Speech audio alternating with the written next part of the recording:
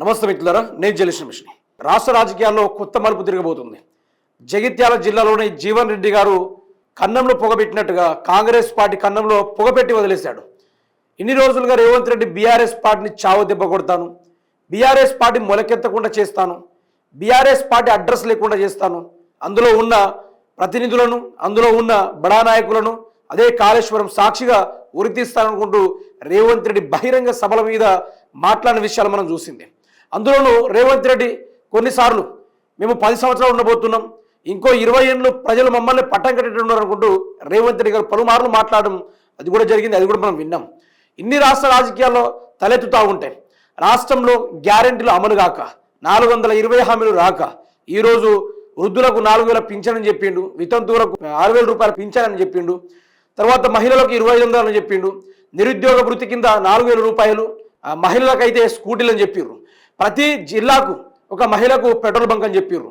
రాష్ట్రంలో ఉన్న 1.5 మహిళల్ని కోటీశ్వరులు చేసుకునే లక్ష్యం, మేము ఒక్కొక్క మహిళకు 1 కోటి రూపాయలు ఇచ్చామని చెప్పిన రేవంత్ రెడ్డి ప్రభుత్వం మాటలు అన్నీ చూసి ఈరోజు కాంగ్రెస్ పార్టీలో ఉన్న బడా నాయకులంతా అసంతృప్తికి గురవ్వడం కూడా జరిగింది. జీవన్ రెడ్డి విషయానికి వస్తే అతను మాజీ మంత్రి అయినప్పటికీ అదే జీవన్ రెడ్డి గారి పరిస్థితులను, ఆ జీవన్ రెడ్డి గారి సీనియారిటీని అతను 40 ఏళ్ల పాటు కాంగ్రెస్ పార్టీలో కొనసాగినా కూడా ఆ జీవన్ రెడ్డి గారికి ఎటువంటి రెస్పెక్ట్ లేకపోవడం, రోజు రోజుకి ఆ జీవన్ రెడ్డి గారిని బలహీనత చేయడం, గ్రామ సభలే కావచ్చు, లేకుంటే మున్సిపల్ ఎన్నికలే కావచ్చు, మొన్న జరిగిన గ్రామ పంచాయతీ ఎన్నికలే కావచ్చు, ఇన్ని విషయంలో ఎంపీ ఎలక్షన్లే కావచ్చు, ఇన్ని విషయంలో రేవంత్ రెడ్డి గారు ఆ జీవన్ రెడ్డిని తక్కువ చేసుకుంటూ తొక్కుకుంటూ రావడం కూడా జరిగింది. ఇవన్నీ చూసి నేను పార్టీ కోసం 40 ఏళ్ల పాటు ఆహార నిశలు కష్టపడి ఈ పార్టీలో పనిచేస్తూ ఒక సీనియారిటీ నా జీవనం కూడా ఇందులోనే సాగిపోయింది. అట్లాంటి ఈ పార్టీలో ఒక చీడ పురుగు వచ్చిండు. ఆ చీడ పురుగు వచ్చి ఈరోజు నా రాజకీయ భవిష్యత్తును అంతం చేసుడే కాకుండా నాతో పాటు ఉన్న ఆ యొక్క 50,000 కార్యకర్తలను సైతం ఈరోజు తొక్కడం కరెక్ట్ పద్ధతి కాదు. నా కార్యకర్తల పరిస్థితి తలుచుకుంటే నాకు ఏర్పస్తుంది అనుకుంటూ కన్న తల్లి లాంటి ఈ పార్టీని వీడక తప్పకదంటూ ఆయన కాంగ్రెస్ పార్టీకి గుడ్ బై చెప్పడం కూడా జరిగింది. ఇటీవల కొన్ని సోషల్ మీడియాలో జీవన్ రెడ్డి గారు బీఆర్ఎస్ పార్టీలో 13వ తారీఖు జగిత్యాల లక్ష్మీపూర్లోని ఆయన భారీ బహిరంగ సభను పెట్టి 50,000 కార్యకర్తలతోటి బీఆర్ఎస్ పార్టీలోకి రాబోతున్నారు అనుకుంటూ కొన్ని సోషల్ మీడియా కథనాలు రావడంతో ఆ షెడ్యూల్ కూడా పోస్ట్ పోన్ అయ్యి ఈ నెల 27వ తేదీన జగిత్యాల జిల్లాలో లక్ష్మీపూర్లో భారీ బహిరంగ సభ కేసీఆర్ గారి యొక్క ఆధ్వర్యంలో ఆయన జెండాను కప్పుకొని ఉన్నారు. ఇది రాష్ట్ర రాజకీయాల్లో పరిణామాలను, వాతావరణాన్ని చేంజ్ చేసేటట్టుగా మారిపోయిన కథను మనం చూస్తూ ఉన్నాం. ఇదే తెలంగాణ రాష్ట్రంలో అభివృద్ధి కోసం ఉద్యమాలు చేసిన రోజు, తెలంగాణ రాష్ట్రం నీళ్లు నిధులు నియామకాల కోసం ఏర్పాటు అయిన తర్వాత తెలంగాణ 10 సంవత్సరాలు సస్యశ్యామలు అయిపోయిన తర్వాత కాంగ్రెస్ పార్టీ చేపట్టిన ఈ దావష్టికంలో, ఈ యొక్క రాక్షస పాలనలో ఏ ఒక్కరు కూడా సంతృప్తి లేకపోవడం, కాంగ్రెస్ పార్టీ కోసం పనిచేసిన ప్రతి ఒక్కళ్ళు వాళ్ళు ఏం చేశారు మిత్రులారా, వాళ్ళు కాయా కష్టం చేసి వాళ్ళ జేబులో ఉన్న డబ్బుల్ని కూడా సైతం పెట్టుకొని మా పార్టీ గెలుస్తుందనే ధీమా భరోసాతోటి వాళ్ళు ఖర్చు పెట్టుకుంటే ఈరోజు బడా సీనియర్ నాయకులకు కూడా ఈరోజు రెస్పెక్ట్ లేకుండా పోయింది. అయితే నిన్న కేసీఆర్ గారితో కేటీఆర్ అదేవిధంగా హరీష్ రావు గారు ముగ్గురు భేటీ అయ్యి ఈ జగిత్యాల విషయం, ఈ యొక్క జీవన్ రెడ్డి గారి యొక్క విషయంలో చర్చించడం కూడా జరిగింది. ఒక్కసారి విషయాన్ని తెలుసుకునే ప్రయత్నం చేస్తే నేడు జగిత్యాలకు కేటీఆర్, సీనియర్ నేత జీవన్ రెడ్డితో కేటీఆర్ భేటీ, టికెట్లపై హామీ. జగిత్యాల రాజకీయాల్లో కీలక పరిణామం చోటు చేసుకుంది. బీఆర్ఎస్ వర్కింగ్ ప్రెసిడెంట్ మాజీ మంత్రి కేటీఆర్ గురువారం జగిత్యాల రానున్నారు. ఇటీవల కాంగ్రెస్ గుడ్ బై చెప్పిన సీనియర్ నేత మాజీ మంత్రి జీవన్ రెడ్డితో ఆయన భేటీ కానున్నారు. ఈ సమయంలో జీవన్ రెడ్డి కేటీఆర్ బీఆర్ఎస్లోకి ఆహ్వానించనున్నారు. ఈ నెల 27న పార్టీ ప్లీనరీ సమావేశం ఉమ్మడి కరీంనగర్ జిల్లాలోని అందులోనూ జగిత్యాలలో నిర్వహించే అవకాశాలు ఉన్నట్లుగా పార్టీ వర్గాలు తెలిపాయి. ఈ కార్యక్రమంలో ప్లీనరీ వేదికగా మాజీ సీఎం కేసీఆర్ సమక్షంలో జీవన్ రెడ్డి బీఆర్ఎస్లో చేరే అవకాశం ఉన్నట్టు తెలిసింది. ఇదిలా ఉండగా బుధవారం ఎర్రవల్లి ఫామ్ హౌస్లో మాజీ సీఎం కేసీఆర్తో కేటీఆర్, హరీష్ రావు భేటీ కావడం ప్రాధాన్యం సంతరించుకున్నది. కాగా కేటీఆర్ ఇప్పటికే జీవన్ రెడ్డితో ఫోన్లో మాట్లాడిన జగిత్యాలకు వస్తున్నట్లు సమాచారం అందించారు.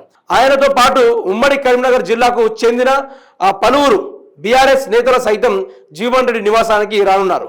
కేటీఆర్ పర్యటన నేపథ్యంలో జగిత్యాల రాజకీయాలు మరింత వేరెక్కే అవకాశాలు కనిపిస్తూ ఉన్నాయి.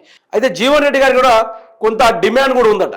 ఏంది, ఇప్పుడు బీఆర్ఎస్ పార్టీలో చేరుతా ఉన్నాడు కదా, మరి నాకంటూ రేపు రాబోయే భవిష్యత్తులో నా కార్యకర్తలకు అండగా నిలబడాలంటే మాకంటూ కొంత భవిష్యత్తు కావాలంటూ ఆయన టికెట్లు కూడా ఆశించడం జరిగింది. అది కూడా వింటే జీవన్ రెడ్డి గారికి ఎంపీ టికెట్ కావాలి, వాళ్ళ కోడలు గారికి అదే జగిత్యాల జిల్లా తరఫున ఆవిడ గారికి ఎమ్మెల్యే టికెట్ కావాలనుకుంటూ ఆయన కూడా చెప్పడం కూడా జరిగింది. జీవన్ రెడ్డి ఇప్పటికే బీఆర్ఎస్తో ఓ అవగాహన ఒప్పందానికి వచ్చారన్న టాక్ నడుస్తుంది. వచ్చే ఎన్నికల్లో ఆయన ఎంపీ టికెట్ ఆశిస్తూనే జగిత్యాల ఎమ్మెల్యే టికెట్ తన కోడలు చేష్మారెడ్డికి ఇవ్వాలని అడుగుతున్నట్టు సమాచారం. వచ్చే ఎలక్షన్ల నాటికి ఎలాగూ మహిళా కోటా రిజర్వేషన్ పెరగనుంది. అంతేకాకుండా జగిత్యాలలో బీఆర్ఎస్ కు పెద్దగా నాయకత్వం లేకుండా పోయింది. ఎందుకంటే అక్కడ ఉన్న సంజయ్ బీఆర్ఎస్ పార్టీని మారిపోయాడు. బీఆర్ఎస్ పార్టీకి చావు దెబ్బ అనేది కొట్టడం కూడా జరిగింది. కేసీఆర్ కూడా పార్టీ మారిన ఎట్టి పరిస్థితుల్లో కాళ్ళు పట్టుకొని నాకినా కూడా మేము పార్టీలోకి చేర్చుకోమని కేసీఆర్ గారు ఇటీవలే బహిరంగంగా చెప్పడం కూడా జరిగింది. అందులోనూ అదే జగిత్యాల తరఫున ఆ యొక్క వాళ్ళ కోడలు గారికి చరిష్మారెడ్డి గారికి ఎమ్మెల్యే పదవి, అదేవిధంగా జీవన్ రెడ్డి గారికి అదే ఏరియాల ఎంపీని టికెట్ ఇచ్చినట్టుగా ఆశిస్తా ఉన్నట. దీంతో అక్కడ నాయకత్వానికి బలపరిచేందుకు జీవన్ రెడ్డి చెప్పినట్లు 2 టికెట్లు ఇచ్చేందుకు బీఆర్ఎస్ ఒప్పుకున్నట్లు ప్రచారం నడుస్తూ ఉంది. ఇగో గిది వ్యవహారం. అయితే జగిత్యాల జిల్లా జీవన్ రెడ్డి గారు పార్టీలోకి వస్తే ఏమైనా లాభం ఉందా అంటే అగ్గి పుడుతుంది. తెలంగాణ రాష్ట్రంలో ఇప్పటి నుంచి రాజకీయాలు వేడి మీద ఉంటుంది. పెట్రోల్ పోయకుండా కూడా తగలబడిపోయేంత రేంజ్లో ఉంటుంది. ఇప్పుడు పార్టీ మారిన వాళ్ళ కథలు మీరు చూస్తుంటారు. కానీ కాంగ్రెస్ పార్టీ నుంచి బీఆర్ఎస్ పార్టీలో రావడం ఇది ఒక వైబ్ అని చెప్పుకోవచ్చు. తెలంగాణ రాష్ట్రంలో ఈరోజు జరుగుతున్న ప్రతి ఒక్క పరిణామాలపైన సొంత పార్టీ అందులో నడిచిన మాజీ మంత్రులే ఈరోజు పార్టీని వీడి వస్తున్నారంటే ఈరోజు కాంగ్రెస్ పార్టీ ఎంత చీడ పురుగు లెక్క తయారైందో అర్థం చేసుకోవాలి. జీవన్ రెడ్డి గారు పలుమార్లు చెప్పారు, కాంగ్రెస్ పార్టీ బలంగా ఉండేది, కానీ ఈ కాంగ్రెస్ పార్టీలో ఓన్లీ రేవంత్ రెడ్డి వచ్చినప్పటి నుంచి సర్వం ఆగమైపోయింది. ప్రజలు ఆగమయ్యారు, పార్టీ కోసం పనిచేసిన కార్యకర్తలు మొత్తం ఆగమైపోయారు. అటువంటి వాళ్ళని జీవితాలను తలుచుకుంటుంటే బాధ అనిపిస్తూ ఉంది, ఏర్పు వస్తుంది. 40 ఏళ్ల చరిత్రలో కాంగ్రెస్ చరిత్రలో ఇప్పటి వరకు ఇట్లాంటి దరిద్రుడిని నేను చూడలేదు, ఇట్లాంటి రాక్షసుడిని నేను చూడలేదు అనుకుంటూ జీవన్ రెడ్డి గారు కంటతడి కూడా పెట్టుకోవడం జరిగింది. ఈ రోజు ఆయన బీఆర్ఎస్లోకి రావడం జగిత్యాల జిల్లాలో కొత్త మలుపు అని చెప్పుకోవచ్చు. జగిత్యాల జిల్లాలో కాదు, తెలంగాణ రాష్ట్రంలో కొత్త మలుపు అని చెప్పుకోవచ్చు. కేసీఆర్ గారు ఒక సభ పెడితే ప్రజలు ఆవురావుమంటూ చూడడానికి అయితే ఇష్టపడతారు. అదే కేసీఆర్ గారు ఈసారి కాంగ్రెస్ నేతని బీఆర్ఎస్ పార్టీలో చేరుకోవడం ఇది ఒక కుండబద్దలు కొట్టినట్టే, ఒక బ్రహ్మాస్త్రాన్ని సాధించుకున్నట్టే. ఈ రోజు బీఆర్ఎస్ పార్టీ మనం గతంలో చూసుకోవచ్చు, కొన్ని నెలల క్రితము బీఆర్ఎస్ సెలబ్రేషన్ అనుకుంటూ రజతోత్సవ సభని ఎలకతుర్తిలో పెడితే అందులోనూ 15 లక్షలకు పైగా జనాలు అక్కడికి రావడం కూడా జరిగింది. అందులోనూ పాటు తెలంగాణ రాష్ట్రంలో కాంగ్రెస్ పార్టీ కార్యకర్తలే ఈ పార్టీ మనకు వద్దు, ఈ పాలన మనకు వద్దంటూ 7 లక్షల పైగా కాంగ్రెస్ పార్టీ వాళ్ళు బీఆర్ఎస్ సభని అటెండ్ చేయడం జరిగింది. ఆ యొక్క సభ ద్వారా 7 లక్షల మంది కాంగ్రెస్ కార్యకర్తలు బీఆర్ఎస్ పార్టీలోకి చేరడం అదొక కొత్త వైబ్ అని చెప్పుకోవచ్చు. కేసీఆర్ పని అయిపోయింది, ఆయన ఫామ్ హౌస్ కి పరిమితం అయిపోయాడు, ఇక కేసీఆర్ బయటికి రాడు అనుకుని కారు కూతలు కోసే ప్రతి ఒక్కళ్ళకి ఇదొక కొత్త మలుపే అని చెప్పుకోవచ్చు. ఇదొక హడల్ స్ట్రోక్ అని చెప్పుకోవచ్చు. ఎందుకంటే కేసీఆర్ గారు ఫామ్ హౌస్ లో ఉండి అతను ఆరోగ్యం దెబ్బతిన్నది, అతను చావడానికి కూడా సిద్ధంగా ఉన్నాడు అనుకుంటూ కొన్ని అధికార పక్షాలు కూసిన వెర్రి మాటలకి ఈరోజు కేసీఆర్ ఫుల్ స్టాప్ పెట్టబోతున్నాడు. ఈ ఒక్క సభ ఈరోజు తెలంగాణ రాష్ట్ర రాజకీయ చరిత్ర సృష్టించబోతుంది. కేసీఆర్ గారు గతంలోనే ఎటువంటి నెట్వర్క్ అంటే 5G కానీ 4G కానీ 3G కానీ ఏ జీలు నీరునాడే కేసీఆర్ గారు ఒక విధ్వంసాన్ని సృష్టించాడు. అట్లాంటిది ఈరోజు సోషల్ మీడియా ఉంది అంటే ఖతం, ట్రాఫిక్ జామ్ అయిపోతుంది. అన్ని ఒక 10 లక్షల మంది ఒక చోట చేరితే ఏ విధంగా సెల్ యొక్క టవర్ సెల్యులార్ ఎట్లా తగ్గిపోతుందో, ఆ సిగ్నల్ ఎట్లా తగ్గిపోతుందో, కేసీఆర్ ఒక మీటింగ్ పెడితే యూట్యూబ్ కానీ సోషల్ మీడియా కానీ మొత్తం దద్దరిల్లిపోతుంది. మొత్తం ట్రాఫిక్ జామ్ అని చెప్పుకోవచ్చు. ఎక్కడ చూసినా కూడా కేసీఆర్ యొక్క వైబ్ ఏర్పడుతుంది తప్ప ఎక్కడ కూడా వేరే ముచ్చటి తలెత్తదు. అట్లాంటి విషయం రాబోతుంది, అట్లాంటి గొప్ప చరిత్రను లిఖించబోతున్నారు. జగిత్యాల జిల్లా నుంచి ఓ గొప్ప నాయకుడు, బలమైన నాయకుడు, 40 ఏళ్ల రాజకీయ చరిత్ర నాయకుడు ఆషామాషిగా పార్టీలో చేరుతలేడు. 50,000 మంది కార్యకర్తలతోటి బీఆర్ఎస్ పార్టీలో కండువా కప్పుకోబోతున్నారు. అందులోనూ కేటీఆర్ గారు ఈ రోజు వెళ్ళి తన ఇంటి నివాసానికి వెళ్ళి ఈ రోజు అతని పార్టీలోకి ఆహ్వానించబోతున్నారు. 27వ తారీఖు రోజున జగిత్యాల జిల్లా లక్ష్మీపూర్లోని వాళ్ళు బీఆర్ఎస్ పార్టీలో కేసీఆర్ గారి యొక్క ఆధ్వర్యంలో పార్టీలో చేరే అవకాశం ఉందనుకుంటూ ఇప్పటికే వచ్చిన సమాచారం.